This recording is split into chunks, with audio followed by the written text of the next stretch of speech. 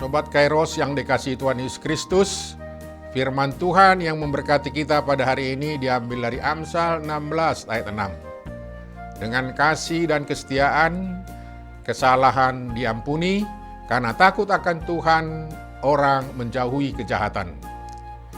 Saudara-saudari dalam nama Yesus Kristus, kasih itu membutuhkan kesetiaan yang namanya kasih bisa dilaksanakan tanpa kesetiaan. Kasih yang sempurna, kasih yang terbatas dengan tujuan-tujuan tertentu. Kalau tujuan atau harapan tidak tercapai, maka kasih menjadi luntur. Kemudian lama-kelamaan hambar dan akhirnya kasih itu mati. Atau ketika tujuannya sudah tercapai, maka kasih itu juga kemudian berhenti. Sudah tidak ada kasih lagi. Oleh karena itu, kasih tetap membutuhkan motivasi. Adanya motivasi yang benar akan memberikan tuntunan yang benar pula.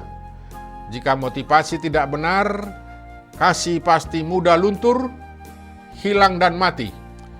Motivasi kasih yang benar akan menuntut pelaku kasih itu untuk setia.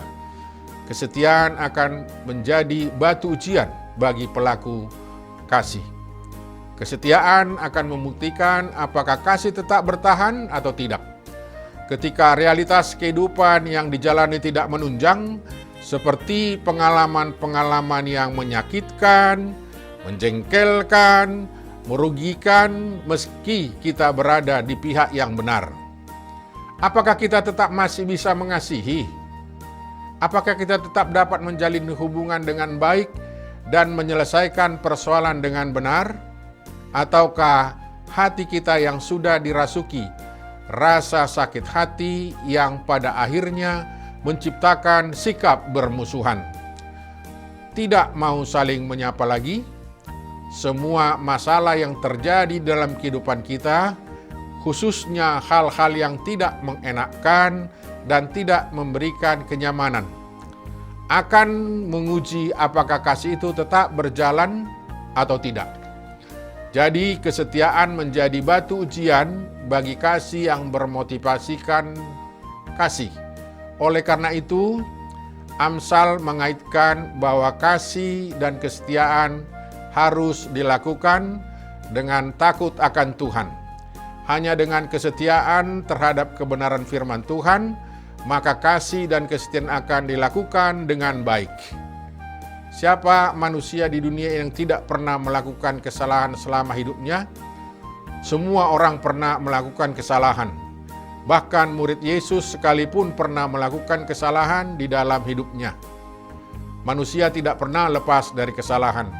Sekalipun ia seorang yang baik, akan tetapi jangan jadikan itu sebagai alasan atau pembenaran diri untuk hidup selalu di dalam kesalahan. Bukannya belajar malah semakin menumpuk kesalahan demi kesalahan, akhirnya penyesalan tak pernah cukup untuk memperbaikinya. Apa yang bisa menyelesaikan kesalahan? Hanya kasih dan kesetiaan. Dengan takut akan Tuhan yang bisa membuat kita jauh dari kesalahan dan kejahatan di dalam hidup. Sehingga kita akan semakin berhati-hati dalam berbuat atau bertindak dan tidak salah lagi. Takut akan Tuhan adalah fokus utama dari kitab Amsal ini. Karena orang yang takut akan Tuhan akan menjauhi dan membenci kejahatan dan kesalahan. Takut akan Tuhan harus menjadi sikap hidup yang mendasari semua perbuatan kita. Karena Dialah yang memelihara kita. Hanya dengan kasih dan kesetiaan Tuhan, kita mendapat pengampunan dari Allah. Dosa yang berkuasa di dalam diri kita telah dihapuskan dengan kematian Yesus di kayu salib karena kasih-Nya. Karena itu, hiduplah di dalam takut akan Tuhan. Dari rasa takut itulah kita akan menjauhi kejahatan. Milikilah kasih dan kesetiaan Allah itu agar kita beroleh kehidupan yang kekal. Jadilah umat Tuhan yang sungguh-sungguh hidup di dalam takut akan Tuhan. Amin. Selamat beraktivitas Sobat Kairos. Tuhan Yesus memberkati. Salam.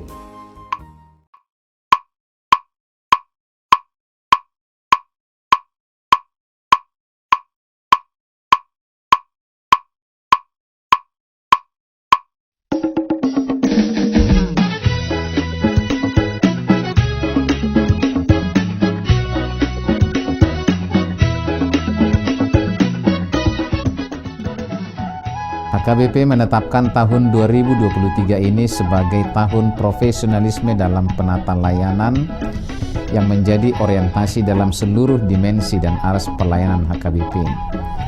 Orientasi pelayanan ini adalah sebagai upaya menunaikan panggilan gereja secara profesional dengan terang tema, kerjakanlah keselamatanmu dengan takut dan gentar, dari Filipi 2 ayat 12, dan subtema mewujudkan penata layanan Hajuara Bagason yang profesional di tengah-tengah gereja dan masyarakat demi pelayanan jemaat dan penata layanan keuangan untuk menjadi gereja lebih mandiri, berkeadilan, bersukacita, dan meneladani Kristus.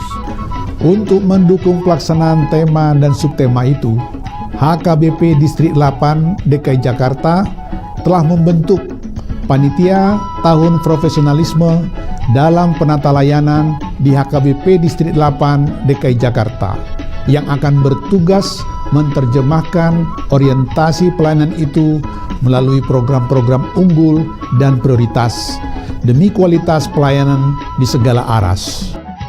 Program unggulan dan prioritas didesain dalam bentuk pembinaan, pelatihan, pendampingan, hingga penguatan bagi para pelayan tahbisan, pelayan non-tahbisan, dan seluruh warga jemaat. Sehingga melalui program tersebut akan tercipta penata layanan menuju aktivitas gereja yang kokoh dan solid melaksanakan tugas panggilannya dalam dimensi koinonia, marturia, dan diakonia yang penuh dedikasi dan tanggung jawab. Profesionalisme dalam penata layanan bukan hanya menyangkut kemampuan tata kelola dan manajemen administrasi dan keuangan, namun juga akan menyasar penguatan interaksi dan relasi yang saling peduli dan saling melayani di tengah kehidupan warga HKBP. Maka sebagai bagian dari upaya menyukseskan program pelayanan yang akan dilaksanakan pada tahun profesionalisme dalam penata layanan HKBP di Distrik 8 DKI Jakarta, kami mengajak seluruh warga HKBP Distrik 8 DKI Jakarta, para pemerhati dan juga simpatisan untuk memberikan dukungan penuh melalui doa, daya, dan dana sehingga orientasi pelayanan ini berbuah baik demi kemuliaan nama Tuhan. Tuhan Yesus memberkati kita semuanya. Horas, horas, horas.